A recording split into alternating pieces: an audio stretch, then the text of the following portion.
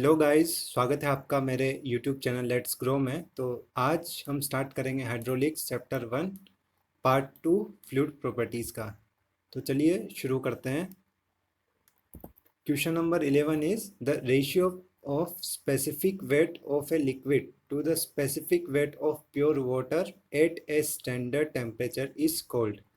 यानी किसी एक पर्टिकुलर टेम्परेचर पे स्पेसिफिक वेट या डेंसिटी ऑफ लिक्विड का स्पेसिफिक वेट या डेंसिटी ऑफ प्योर वाटर के साथ जो रेशियो होता है उसको हम क्या बोलते हैं? उसको हम बोलते हैं स्पेसिफिक ग्रेविटी ऑफ लिक्विड। तो ऑप्शन नंबर डी इसका करेक्ट हो जाएगा।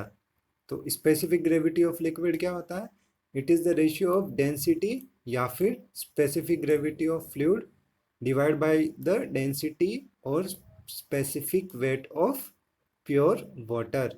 तो स्पेसिफिक ग्रेविटी क्या दिखाती है? स्पेसिफिक ग्रेविटी ये दिखाती है कि कोई भी लिक्विड है वो वाटर के कंपैरिजन में कितना ज़्यादा हेवियर है या कितना ज़्यादा लाइटर है। सपोज अगर स्पेसिफिक ग्रेविटी 1 से कम है तो ये क्या शो करेगी? ये शो करेगी कि हमारा जो फ्लूइड है वो वाटर से लाइट है या वाटर के कंपैरिजन में उसकी डेंसिटी कम है। और अगर स्पेसिफिक ग्रेविटी हमारी 1 से ज़्यादा है तो वो शो करेगा कि हमारा फ्लूइड हेवी है, यानी density of fluid is more than the density of pure water. और हमारी जो स्पेसिफिक ग्रेविटी ऑफ लिक्विड है ये एक यूनिटलेस क्वांटिटी है। चलते हैं क्वेश्चन नंबर 12 की तरफ। The bulk modulus of a fluid is the ratio of. तो बल्क मॉडुलस फ्लूइड का किसके इक्वल होता है? इसका ratio shear stress to shear strain नहीं। Increase in volume to the viscosity of fluid नहीं। Increase in pressure to the volumetric strain. Increase in pressure to the volumetric strain यानी change in pressure divide by the volumetric strain. तो correct answer होगा option number सी। तो bulk modulus of liquid इसको हम के से denote करते हैं और ये किसका रेशियो होता है? रेशियो होता है चेंज ऑफ प्रेशर और उस प्रेशर की वजह से जो वॉल्यूमेट्रिक स्ट्रेन आया है उससे हमें डिवाइड करना पड़ेगा, divide by the volumetric strain. Del P is the change of pressure and del V divide by B is the volumetric strain, change in volume upon original volume. और इसके साथ ही आपको एक कंप्रेसिबिलिटी भी याद रखनी है। कंप्रेसिबिलिटी होती है रेसिप्रोकल ऑफ बल्क मॉडुलस, यानी बल्क मॉडुलस अगर के है तो कंप्रेसिबिलिटी इक्वल्स टू होगी 1 के, यानी compressibility is the reciprocal of bulk modulus of liquid. चलते हैं अगले क्वेश्चन की तरफ। Capillarity rise is a phenomenon that is attributed to the following property of liquid. तो कैपिलरी राइज जो होता है, कैपिलरी राइज किसकी वजह से होता है? सरफेस टेंशन की वजह से। तो आपको ये याद रखना है कि कैपिलरी राइज जो फिनोमिना है वो किसकी वजह से होता है? सरफेस टेंशन की वजह से। इसकी वजह से क्या होता है? जो हमारी ट्यूब है, स्मॉल डायमीटर ट्यूब्स है, उसमें जो फ्लूइड है वो कभी राइज होता है और कभी वो डिप्रेस हो जाता है। तो ये surface tension phenomena is responsible for the capillary rise. तो ऑप्शन नंबर डी यहाँ पे करेक्ट हो जाएगा। चलते हैं अगले क्वेश्चन की तरफ। Specific gravity has a unit. Specific gravity की यूनिट क्या होती है? देखो अभी हमने डिस्कस किया था, स्पेसिफिक ग्रेविटी रेशियो है किसी भी फ्लूइड की डेंसिटी का वाटर की डेंसिटी के साथ में एक स्टैंडर्ड टेम्परेचर पे, जो कि जनरली हम 27 डिग्री सेंटीग्रेड या 25 डिग्री सेंटीग्रेड को लेते हैं। तो स्पेसिफिक ग्रेविटी की यूनिट क्या हो जाएगी? यूनिटलेस। इसकी कोई भी यूनिट नहीं होगी, ये एक डायमेंशन लेस क्वांटिटी है। तो ऑप्शन नंबर डी यहाँ पे करेक्ट हो जाएगा। चलते हैं अगले क्वेश्चन की तरफ। Question number 15। A fluid which is incompressible. Incompressible means उसकी डेंसिटी चेंज नहीं हो रही है, rho density is constant and is having no viscosity. No viscosity means viscosity is 0, there is no resistance in the fluid, fluid is frictionless। तो इसे fluid को हम क्या बोलेंगे? ऐसे फ्लूइड को हम बोलते हैं ideal fluid, fluid is ideal. तो ऑप्शन नंबर ए करेक्ट हो जाएगा। आइडियल फ्लूइड का मतलब होता है उस फ्लूइड में कोई विस्कोसिटी नहीं है और वो फ्लूइड इनकम्प्रेसिबल है। चलते हैं अगले क्वेश्चन की तरफ। Question number 16। Capillarity is due to. First दिया है सरफेस टेंशन की वजह से होती है, कोहिजन की वजह से होती है, विस्कोसिटी की वजह से होती है, वेपर प्रेशर की वजह से होती है, या वेट डेंसिटी ऑफ लिक्विड की वजह से होती है। तो कैपिलरिटी फिनोमेना आपको याद रखना है, surface tension is the only phenomena which is responsible for the capillarity. तो आपका ऑप्शन नंबर 1 यहाँ पे करेक्ट हो जाएगा, option number C is correct.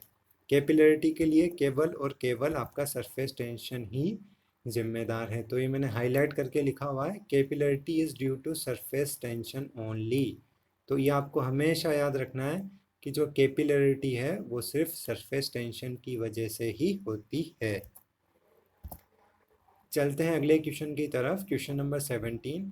With increase in temperature the viscosity of air and water varies as. देखो जब भी हम टेम्परेचर बढ़ाएंगे तो विस्कोसिटी में कुछ चेंज होगा।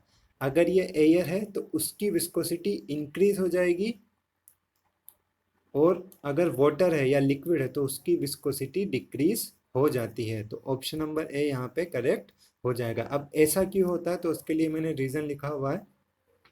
देखो जो एयर या फिर कोई भी एक गैस है तो उसमें क्या होते हैं, बहुत सारे मोलिक्यूल्स होते हैं।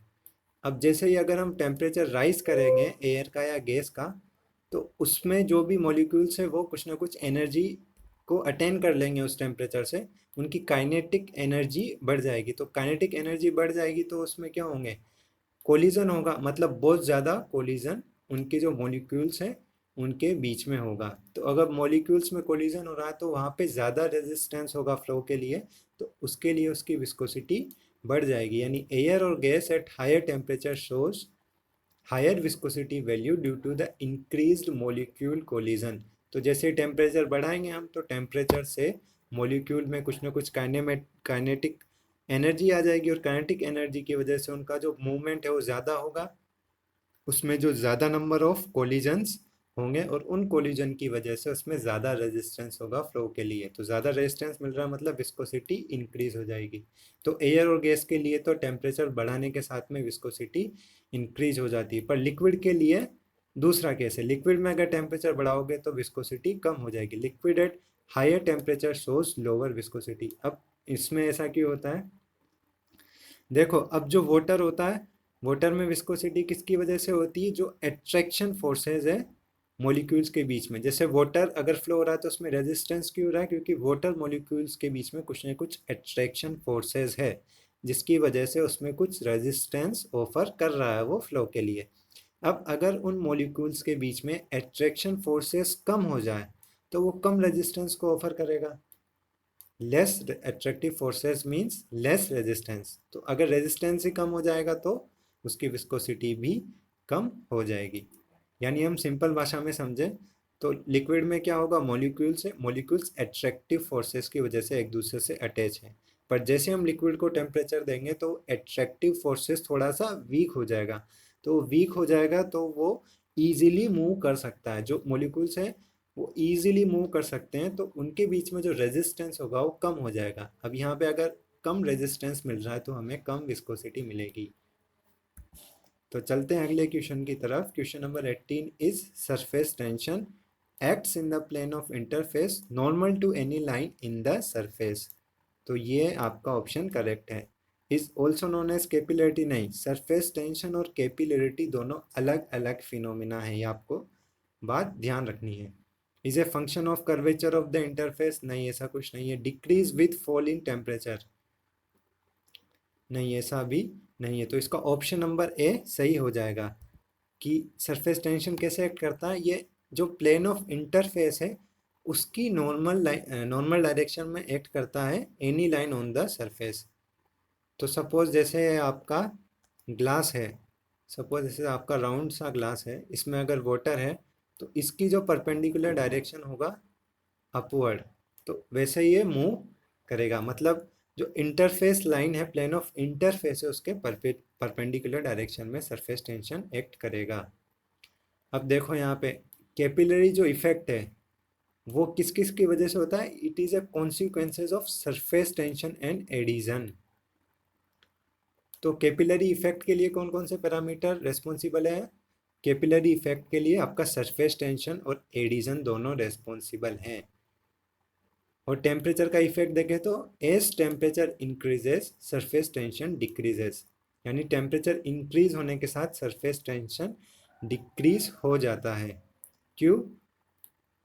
क्योंकि जो कोहिजिव फोर्सेज हैं, कोहिजिव फोर्सेज वो फोर्सेज होते हैं जो सेम टाइप ऑफ मॉलिक्यूल के बीच में एक्ट करते हैं, वो डिक्रीज हो जाता है इंक्रीज इन टेम्परेचर के साथ में।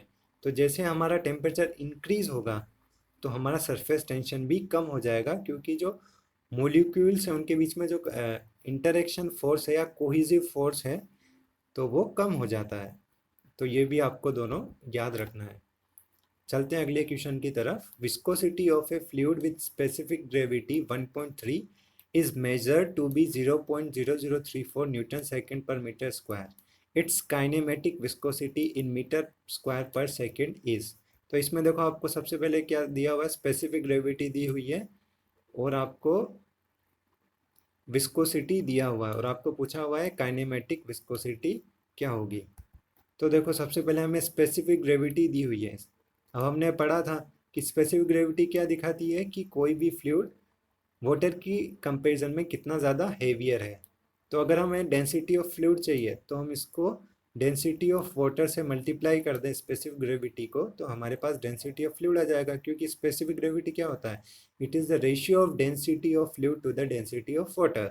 So in order to determine the value of density of fluid, we can simply multiply the specific gravity with the density of water. So density of water कितना होता है 1000 kg per meter cube. So if we multiply specific gravity 1.3 with 1000, so it comes out to be 1300 kg per meter cube. तो ये तो अपना आ गया density of fluid. अब हमें दिया हुआ है डायनेमिक विस्कोसिटी।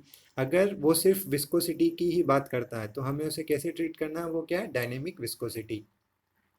तो न्यूटन सेकंड पर मीटर स्क्वायर का यूनिट होता है और ये हमें दिया हुआ है। हमें निकालना है काइनेमेटिक विस्कोसिटी। तो काइनेमेटिक विस्कोसिटी क्या होती है, it is the ratio of dynamic viscosity to the density of fluid. यानी ये जो डायनेमिक विस्कोसिटी है इसमें अगर हम डेंसिटी ऑफ फ्लूइड से डिवाइड कर दें तो हमारा क्या आ जाएगा, काइनेमेटिक विस्कोसिटी। तो डायनेमिक विस्कोसिटी हमें गिवन है 0.0034 और डेंसिटी ऑफ फ्लूइड हमने कैलकुलेट किया, it comes out to be 1300 kg per metre cube. तो इससे अगर हम डिवाइड करेंगे तो it comes out to be 2.6 into 10⁻⁻⁶ और इसका यूनिट क्या है, मीटर स्क्वायर पर सेकेंड। तो ये भी आपको याद रखना है कि काइनेमेटिक विस्कोसिटी का यूनिट क्या होता है, मीटर स्क्वायर पर सेकेंड। ये एग्जाम्स में पूछा जाता है। तो इसका करेक्ट आंसर हो जाएगा option number A, 2.6 into 10⁻⁻⁶। Question number 20 is the property of fluid by virtue of which it offers resistance to shear is called. इसको हम क्या बोलते हैं, विस्कोसिटी। तो ऑप्शन नंबर डी यहाँ पे करेक्ट हो जाएगा। तो विस्कोसिटी किसी भी फ्लूइड की वो प्रॉपर्टी है जिसकी वजह से ये रेजिस्टेंस ऑफर करता है या शियर के लिए। मीन्स फ्लो में जो भी रेजिस्टेंस देता है वो कौन देता है, viscosity. Suppose there are multiple layers of fluid which are moving one over another, so between any two layers there is always a resistance. So this resistance is called as viscosity, and this resistance acts in the plane, in a plane of motion, so it is called as shear. Shear always acts in the plane. So viscosity इसका correct answer हो जाएगा। So thank you so much to watch this lesson till the end. Please like this video, share it with your friends and subscribe the channel Let's Grow, and do not forget to press the bell icon so that you will notify every time I upload new video. So thank you so much to watch this lesson.